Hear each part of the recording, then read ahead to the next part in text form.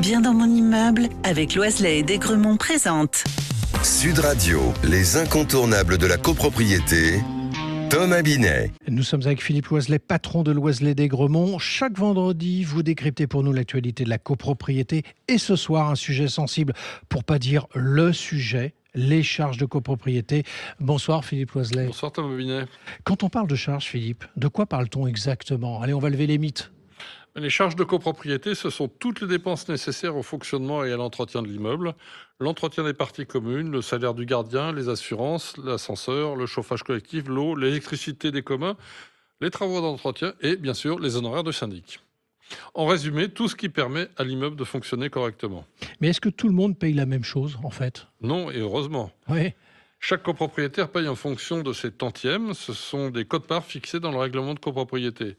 Par exemple, si vous détenez 50 tantièmes sur 1000, vous payez 5% des charges générales. Mais comment sont calculés ces fameux tantièmes dont vous parliez à l'instant ? Ils sont déterminés à la création de la copropriété. On prend en compte la surface du lot, mais aussi sa situation dans l'immeuble. Un appartement au dernier étage, par exemple, avec vue, peut avoir une valeur relative plus élevée. C'est une photographie de la valeur de chaque lot par rapport à l'ensemble. Et ces tantièmes ne changent quasiment jamais, sauf modification du règlement voté en Assemblée générale. Vous avez parlé de charges générales, Philippe. Il existe donc plusieurs catégories ? Oui, 3 grandes catégories. D'abord les charges générales réparties selon les tantièmes. Ensuite les charges spéciales qui concernent uniquement ceux qui utilisent un service, par exemple l'ascenseur, comme on vient de le voir. Et enfin les charges individuelles, comme l'eau ou le chauffage, lorsqu'ils sont mesurés par des compteurs. Alors justement, l'ascenseur, comment répartit-on ces charges ?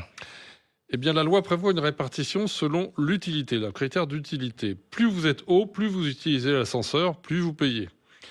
Un propriétaire au 5e étage paiera davantage qu'au premier, même à surface équivalente. C'est une logique d'usage. Alors continue le tour d'horizon des charges. Et pour le chauffage collectif, ça se passe comment ? Depuis 2017, au moins 70% des charges de chauffage doivent normalement être réparties en fonction de la consommation réelle mesurée par des compteurs individuels. Les 30% restants couvrent les frais fixes et sont répartis selon les tantièmes. Donc, on essaye de responsabiliser les occupants avec ces règles. Exactement. Chacun paye davantage en fonction de ce qu'il consomme réellement. Alors, comment se passe le paiement ? Parce qu'évidemment, à un moment donné, il faut payer. Oui, les copropriétaires versent des provisions trimestrielles calculées sur le budget prévisionnel voté en Assemblée générale. Ce sont des acomptes qu'on appelle souvent les appels de fonds. Puis une fois par an, le syndic établit les comptes réels. Si vous avez trop payé, vous êtes remboursé. Si vous n'avez pas payé assez, vous recevez un complément à payer. C'est ce que l'on appelle la régularisation annuelle. Alors, une question que beaucoup de copropriétaires se posent à un moment donné, est-ce qu'on peut réduire ces charges ? Oui, si on y travaille. Oui. D'abord en surveillant l'évolution des contrats, maintenance, assurance, énergie. Ensuite en investissant dans les travaux d'économie d'énergie, isolation, chauffage, plus performant. Cela représente un coût au départ, mais les économies sont durables. Et enfin, le comportement des occupants compte énormément. Éviter les dégradations, limiter les consommations inutiles, cela a un impact direct.